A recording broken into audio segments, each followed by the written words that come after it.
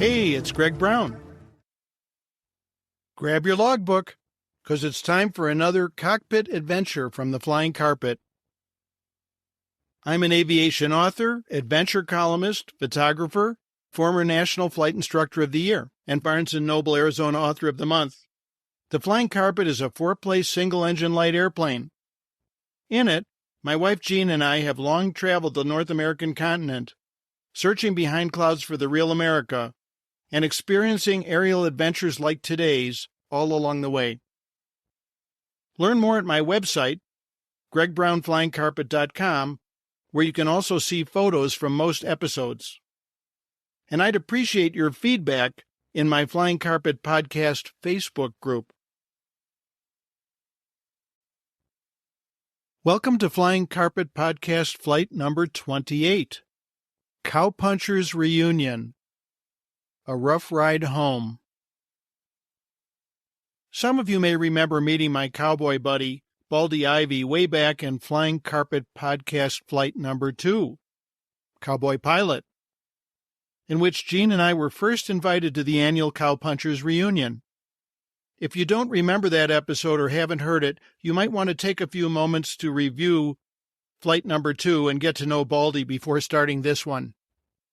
But either way, I predict you'll get a kick out of joining our flying adventure to attend a unique working cowboys rodeo, not to mention some of the piloting travails coming and going. Okay, everyone, hop aboard my flying carpet, snug up your seatbelts, and prepare for takeoff on today's adventure, Cowpunchers Reunion. Clear prop.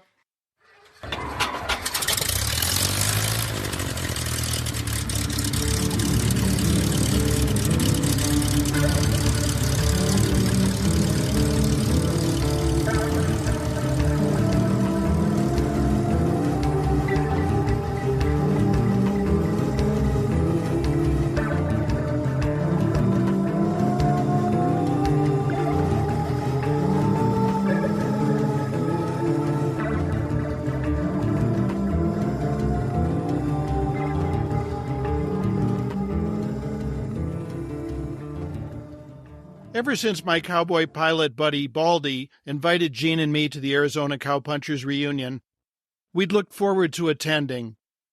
Located in the northern Arizona ranching town of Williams, this is no glitzy pro rodeo. Entry is restricted to authentic working cowboys. What's more, our son Austin was to join us flying there from Phoenix, as was another pilot friend, Dan. So you can imagine our disappointment when weather worries arose on rodeo day. Granted, we faced nothing worse than a high overcast that morning, but moist and unstable air foreboded difficulties to come. Williams lies at 6,700 feet elevation in the shadow of 9,200-foot Bill Williams Mountain. This is on the Coconino Plateau west of Flagstaff. Despite generally benign weather in Arizona's southwestern deserts, Williams lies in the state's northern high country, frequently fraught with thunderstorms. This afternoon's forecast calls for only isolated thunderstorms, the briefer told me. But yesterday, under similar conditions, storms congregated atop Williams and Flagstaff. He reiterated that our destination lies in the storm-propagating rim country dividing Arizona's low southwestern deserts from the high Coconino Plateau. Baldy offered little encouragement when I phoned for advice. Truthfully, Greg, I really want you guys to come up, but you need to know that at yesterday's rodeo it started raining around starting time at 1 o'clock and continued into the evening. It was miserable, and we expect the same thing today. So if you do come, bring rain gear and warm clothes and be prepared to stay overnight.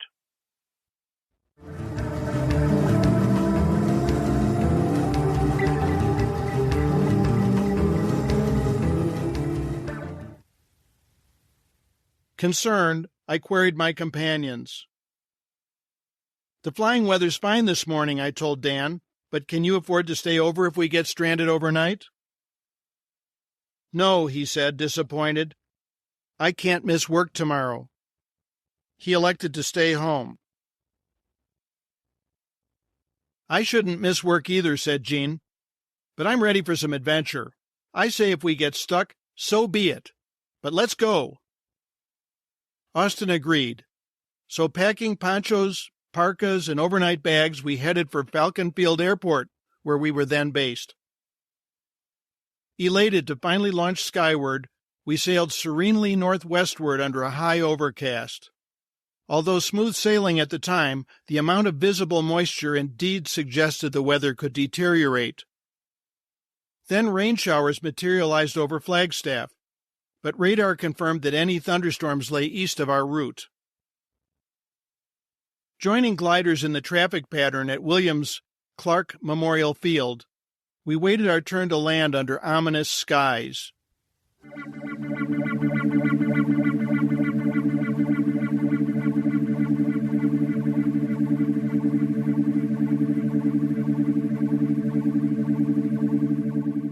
We were just securing the cockpit cover in anticipation of rain when Baldy showed up.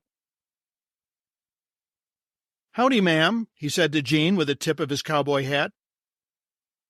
We piled into Baldy's aging Sentra for the 5-minute ride to the rodeo grounds. Along with one door tied shut, the passenger window didn't work, so Baldy showed Austin how to close it by holding 2 wires together. "It works," said Austin as the first raindrops began to fall.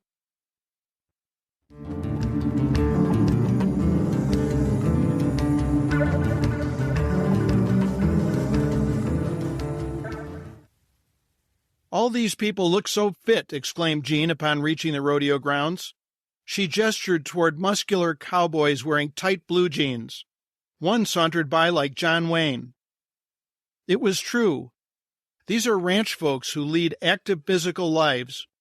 Competitors and spectators alike wore colorful Western gear. Even young children sported chaps and boots.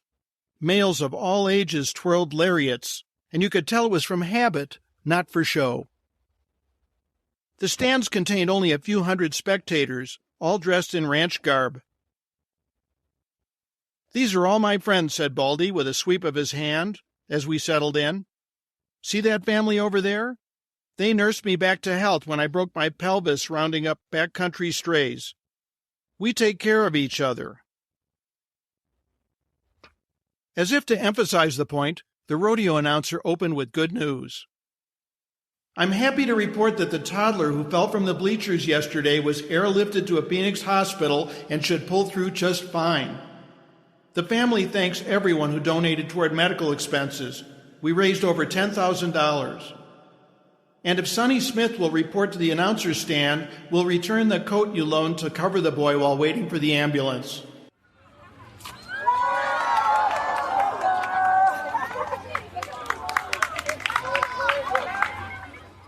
With a cheer from the crowd and a peal of thunder, the rodeo now began.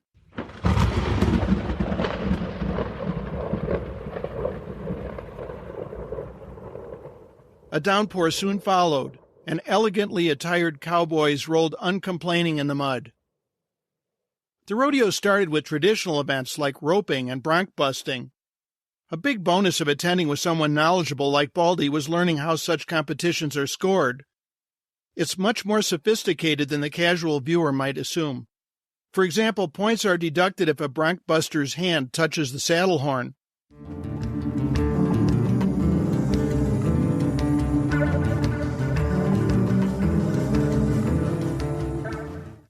Next, however, came non-traditional homegrown events, like junior steer riding, young children aged 7 to 10 riding yearling calves, and centennial team roping, where the combined ages of the 2 ropers must exceed 100, and wild horse racing. Oh, and as described at my previous meeting with Baldy, wild cow milking by a 3-cowboy team. 1 ropes, 1 mugs, and 1 milks. Each team must fill a Coke bottle and race to the finish line to empty it.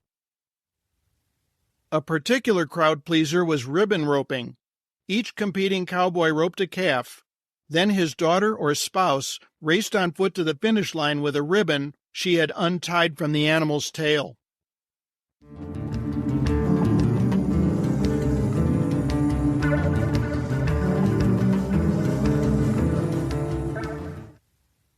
See that woman in black, said Baldy, pointing out a contestant in one of the few all-female roping teams. That's Nancy, who can cowboy with the best of 'em. Nancy is one tough lady, knocked out 2 men in a bar one night after they made passes at her. Guess it's no surprise after spending 7 years in the pen. Despite such characters, Baldy noted proudly that in 22 years attending this rodeo, he'd never seen an animal injured. I'd gone down to photograph rodeo action at the edge of the arena when a wind gust lifted the canvas pavilion covering the bleachers, dumping accumulated rainwater on me as Baldy and my family laughed from the stands. Rain continued intermittently until the last hour of the rodeo, when skies partially cleared. Baldy invited us to dine with him in Williams, but the aviation weather briefer said we should get on our way. You have a clear shot home right now, but there's still plenty of thunderstorm activity around, so it might not last. Currently, there are just a few small cells over Cottonwood. You can easily steer around them. With a pump of my hand and a tip of his hat to Jean, our host delivered us at the airport and we rotated skyward. Sure enough, a short detour over Prescott circumnavigated the weather. We were just dodging a final shower when Albuquerque Center switched us over to Phoenix Approach. I've just talked to Falcon Field Tower and there's no way you'll get in there, said the Phoenix controller to my surprise. A big line of thunderstorms just hit there with crosswinds gusting to 37 knots. Having heard nothing of such weather, I was dumbfounded.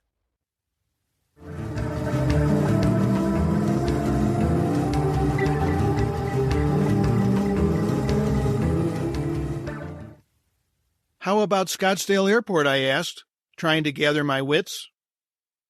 The storm will beat you there. In fact, you'll be lucky to make Deer Valley Airport. Sure enough, after being cleared by Deer Valley Tower to land, we turned downwind to face a wicked wall of dust and rain. Parking our flying carpet in front of that approaching storm seems like a really bad idea, I told my companions. Canceling our landing request, I negotiated routing with Phoenix Approach for Austin to steer us southwest to Goodyear Airport, farther from the storm's main path. Although we were now south of the most severe weather, there was no hangar available at Goodyear, and we barely had time to tie down the flying carpet in the face of an approaching haboob.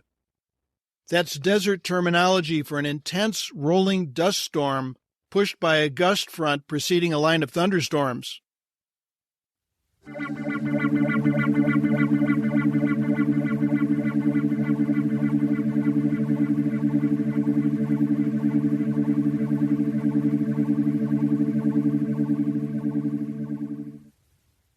Worried about our airplane and still 50 miles from home, we scouted emergency accommodations before soothing our feathers over tacos and enchiladas at Raul and Teresa's Mexican restaurant. To our delight, when we emerged an hour later, the fast-moving storm had zoomed mercifully north and west, leaving clear skies and our uninjured airplane behind. Emotion engulfed me that evening as we soared homeward over the sparkling lights of Phoenix, crowned by copper twilight. How thrilling that my family would willingly accompany me on such exploits. Even rodeo cowboys might marvel at such a flight. Moments later, a stiff night crosswind welcomed us home to Falcon Field. Was that adequate adventure for today?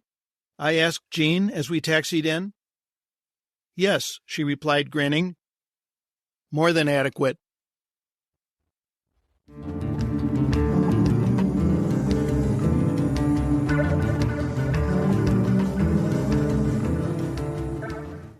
Again, if you haven't heard Flying Carpet Podcast number 2, where I first met Baldy, that one's called Cowboy Pilot, I encourage you to have a listen. I know you'll get a kick out of it. By now you know that Baldy's a cool guy and an interesting character. Coming soon is a Flying Carpet episode covering perhaps his biggest aviation adventure.